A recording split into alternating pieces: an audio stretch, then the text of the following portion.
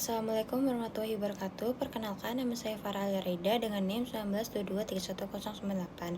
Di sini saya akan mempresentasikan hasil dari laporan praktikum analisis frekuensi konsumsi makanan dengan metode Wicked Food Record. Yang pertama ada latar belakang.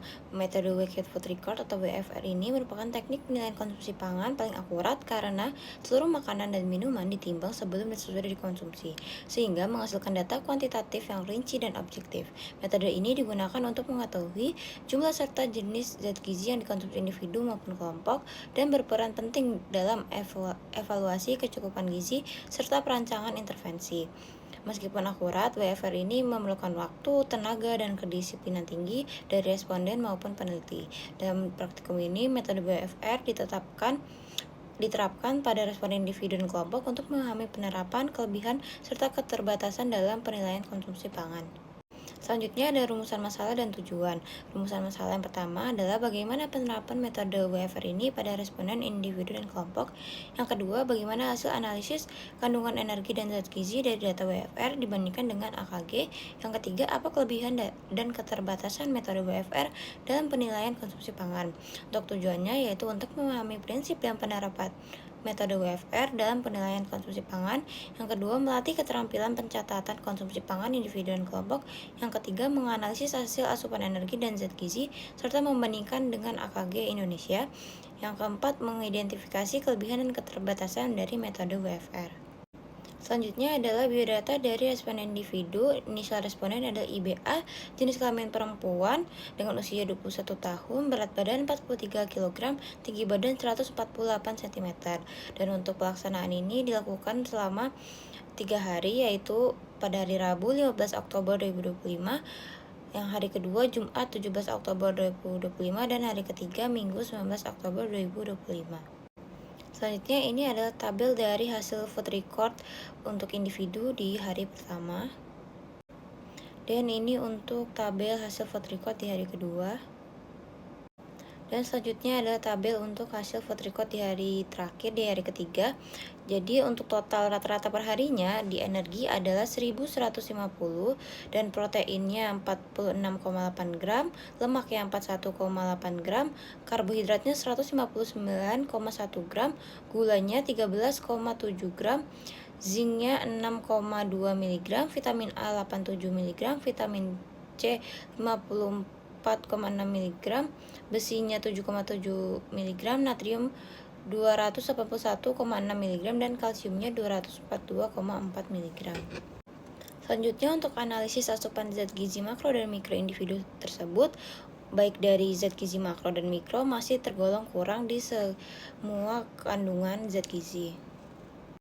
Dan setelah dilakukan perhitungan dengan rumus dari Goldberg Cut-Off, hasil analisis ini menunjukkan rasio sebesar 0,9 di bawah batas minimal 1,1, sehingga dikategorikan sebagai underreporting. Artinya, asupan energi yang dilaporkan responden kemungkinan lebih rendah dari konsumsi sebenarnya, baik karena pencatatan yang kurang lengkap maupun asupan energi yang memang rendah dibanding kebutuhan dasarnya. Berdasarkan hasil pencatatan WFR selama 3 hari respon individu, hasil rata-rata asupan energi individu sebesar 1150 kalori, yang dimana masih jauh dari kebutuhan AKG-nya, kebutuhan harian 2250 kalori. Untuk asupan protein, lemak, dan karbohidrat juga belum mencapai AKG, menunjukkan pola konsumsi rendah energi dan zat gizi makro. Untuk mikronutrien seperti zat besi, vitamin C, dan lainnya masih memiliki nilai yang rendah, mengindikasikan kurangnya konsumsi sayur, buah, serta sumber protein hewani. Secara keseluruhan, pola makan individu cenderung belum seimbang dan berpotensi menyebabkan ketidakcukupan gizi jika berlangsung dalam jangka panjang. Selanjutnya untuk hasil responden kelompok. Berikut adalah tabel dari persentase pemenuhan dan rata-rata asupan responden kelompok. Untuk inisial TRL, persentase pemenuhan kurang di semua kandungan kecuali pemenuhan gula.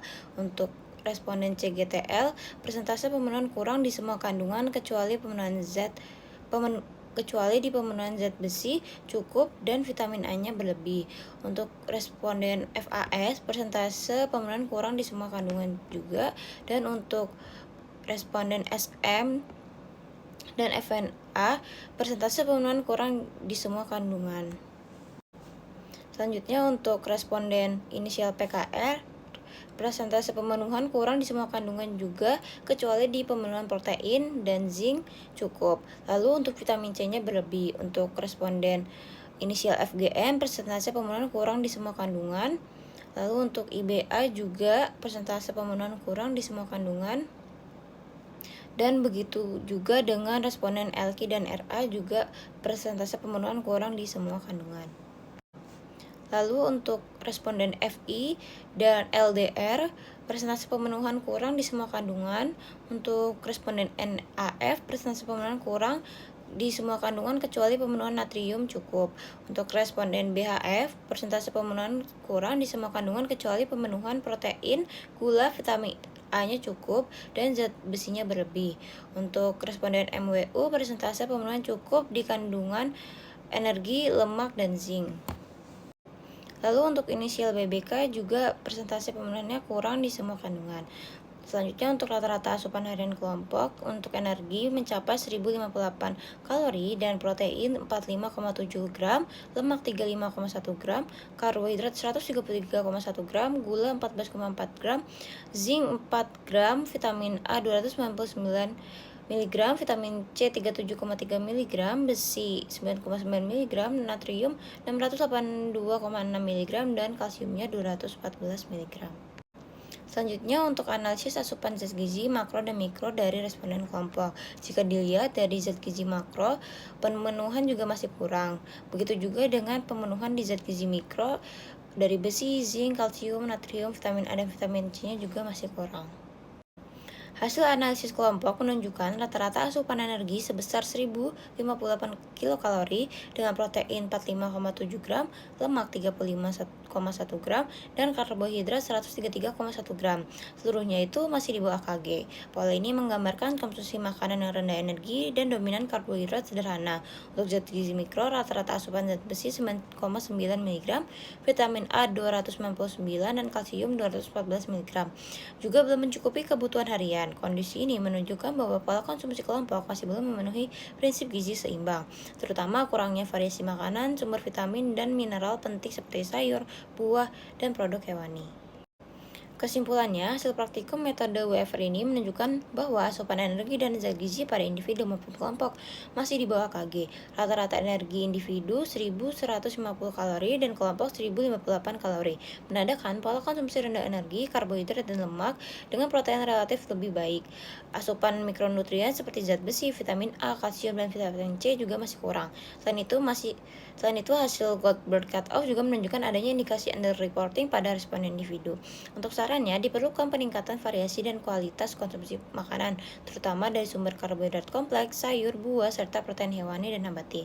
Edukasi gizi perlu dilakukan agar mahasiswa lebih sadar akan kebutuhan gizi harian dan mampu menerapkannya.